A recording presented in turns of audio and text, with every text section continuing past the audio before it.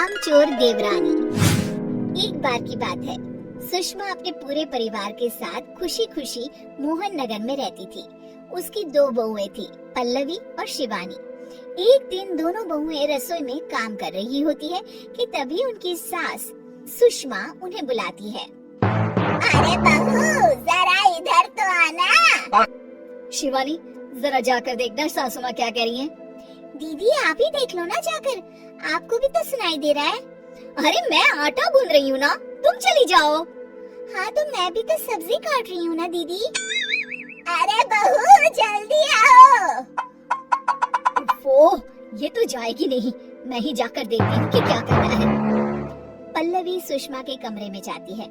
जी mummy जी, क्या हुआ? शाम को घर पर कुछ मेहमान आने वाले हैं, तो तुम अच्छा सा खाना बना लेना बहू।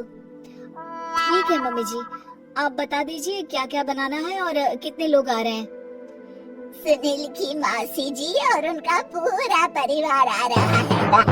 कुल मिलाकर 3 लोग और हमें मिलाकर हुए 9 लोग। तो अभी से ही तैयारी करना शुरू कर दो। और हाँ, घर की सफाई भी कर देना। हाँ, अच्छे से।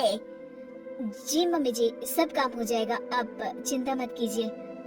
पल्लवी शिवानी को घर में मेहमान आने वाले हैं इसके बारे में बताती है। क्या 9 लोगों का खाना बनाना होगा, घर की सफाई करनी है? बाप रे, सासू माँ ने तो हमें घर की नौकरानी ही समझ कर रखा है। ऐसा नहीं बोलते शिवानी, हम इस घर की बहू हैं और घर के काम करना हमारा फर्ज है। दीदी तो है ही सासू माँ की चमची, जब देखो सासू माँ सासू माँ। मैं तो इतना सारा काम नहीं करने वाली। हाँ। शिवानी कपड़े लेकर गमला साफ कर रही होती है और चक्कर आने का नाटक करने लगती है। मेरा सर चकरा रहा है। तभी वहाँ पल्लवी और सासू माँ जाते हैं। अरे बहू, क्या हो गया तुम्हें?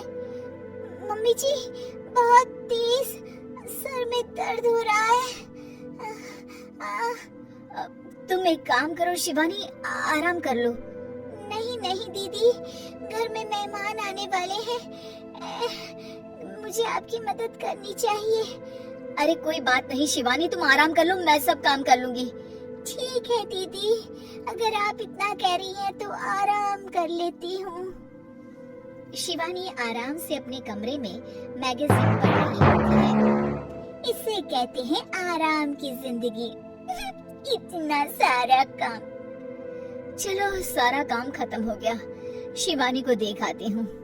शिवानी अपने कमरे में ईयरफोन में गाने सुनते सुनते सो जाती है और उसके साइड में मैगजीन भी रखी होती है। पल्लवी वहाँ आ जाती है और वो सब देखती है। ओहो, तो मतलब सब काम चोरी का बहाना था।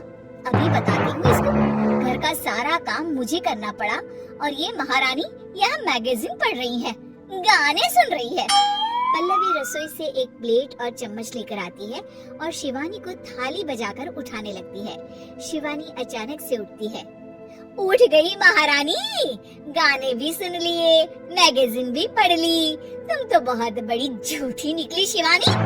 तुमने सर दर्द का बहाना बनाया ताकि काम करने से बच सको।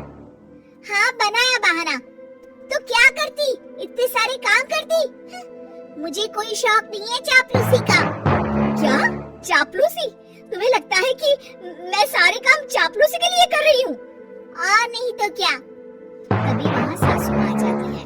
अरे बहू, वो लोग बस आने ही वाले हैं, तुम तैयारियां कर लो। जी सासू माँ, तुझे तो मैं बाद में देखती हूँ। सब खाना खाने बैठते हैं और खाना शुरू करते हैं। तभी सुनील की मौसी बोलती है। वाह भाई वाह, खाना तो बहुत ही अच्छा बना है सुषमा जी, एक एक चीज में क्या स्वाद है। ये सुनकर शिवानी मुंह बना लेती है। उसे अपनी जेठानी की इतनी तारीफ राज नहीं आती। आपकी बहुएं तो बहुत ही अच्छा खाना बनाती है। हाँ, बनाती तो दोनों ही अच्छा है, पर आज ना ये सारा खाना बड़ी बहू ने बनाया है। छोटी बहू की तबीयत ठीक नहीं थी, सो इसलिए। मानना पड़ेगा सुषमा जी, आपकी बड़ी बहू तो बहुत ही गुणवान है। पल्लवी की तारीफ सुनकर शिवानी को जलन होती है। पल्लवी ये सुनकर खुश हो जाती है और शिवानी की तरफ देखकर उसे चिढ़ाती है। कुछ देर बाद मेहमानों के जाने का वक्त हो जाता है। मौसी जी सबके लिए उपहार लाई होती है। वो सबको शगुन के पैसे देती है और अंत में पल्लवी के पास आती है। तुम्हारे लिए शगुन का लिफाफा तो है ही, पर बहू तुम्हें एक और उपहार भी मिलेगा इतना अच्छा खाना बनाने के लिए। मौसी अपने सोने के कंगन निकालकर पल्लवी को पहना देती है। ये लो, ये मेरे मनपसंद कंगन है, अब से ये तुम्हारे हुए।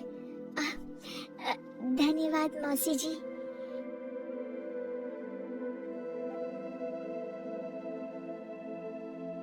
ये देखकर शिवानी तो पूरी तरह से जल जाती है और गुस्से से रसोई में चली जाती है।